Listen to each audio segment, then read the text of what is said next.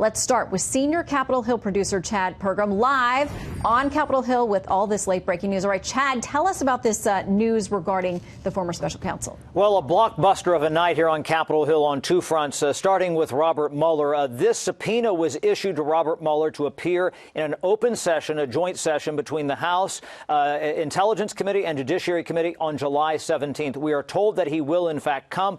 But this was the condition here. Robert Mueller told the committees that he would not come unless they formally issued a subpoena. He also told them that he would stick to the four corners of his report. If you remember his statement when he released the report some time ago, he said he wasn't going to go beyond what was in the report, that the report, spoke for itself. Here's part of the statement from Adam Schiff, the chair of the Intelligence Committee, and also Jerry Nadler, the chair of the Judiciary Committee. Quote, Americans have demanded to hear directly from the special counsel so they can understand what he and his team examined, uncovered, and determined about Russia's attack on our democracy, the Trump campaign's acceptance and use of that help, and President Trump and his associates' obstruction of the investigation into that attack. Now, Doug Collins is the top Republican on the House Judiciary Committee. He's a Republican from Georgia.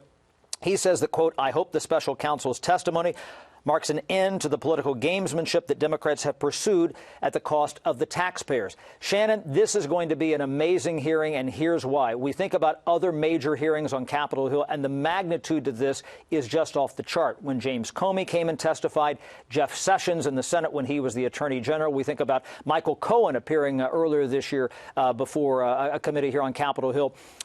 Those hearings will be dwarfed by this one. This might be the biggest hearing we've had on Capitol Hill. When I talked to a couple of Republican lawmakers here, they weren't even aware that the subpoena was being issued. They found out about it on the House floor from other members and in the Speaker's lobby during this vote on the border security bill. Some Republicans think that Democrats are trying to make a point before the start of the August recess. But keep in mind the Republicans are going to have a lot of serious questions here, try to undercut Mueller, ask questions about the text messages between Lisa Page and Peter Strzok, and also about the Steele dossier. So this is going to be a barn burner of a hearing, perhaps the biggest we've had in years on Capitol Hill, Shannon. Yeah, and it'll be interesting because the former special counsel has said, listen, the 400 pages plus report, that's my word on everything, and I'm probably not ever going to talk about this again. So the fact that he's now reached some agreement to come and speak, we understand it will be contained to the report, but there's a lot in there.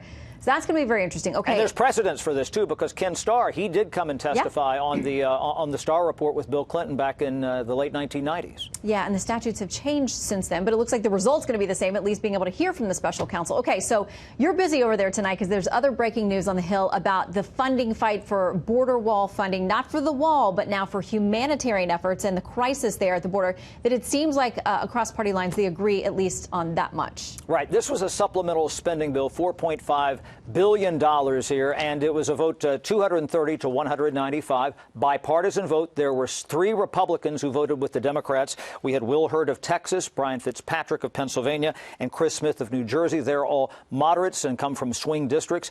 There were 4 Democratic defections: Alexandria Ocasio-Cortez, Ilhan Omar of Minnesota, Ayanna Pressley of Massachusetts, and Rashida Tlaib of Michigan. Their reservations about this bill, they said, why would we continue to direct funding toward ICE and CBP when we think that they are abusing that and abusing children and not keeping them in sanitary conditions? House Speaker Nancy Pelosi allowed liberal Democrats to go in and rewrite this bill, to tweak this bill so they could get it across the finish line. They did not have the votes yesterday, but key changes in this bill altered this. And this was part of Nancy Pelosi's statement, or, when she talked to the Democratic caucus here. I'm going to read you what she said this morning. She said, quote, today we have an opportunity to help the children at the border understand what we're up against with the White House. The president would like for this bill to go down today, and a vote against the bill is a vote for President Trump. The next stop is the Senate, where they have a bipartisan bill there, but it's unclear if the House and Senate can get on the same page before the end of the week, Shannon. All right, Chad Pergram live on the Hill. Thank you very much. Thank you. Burning the midnight oil.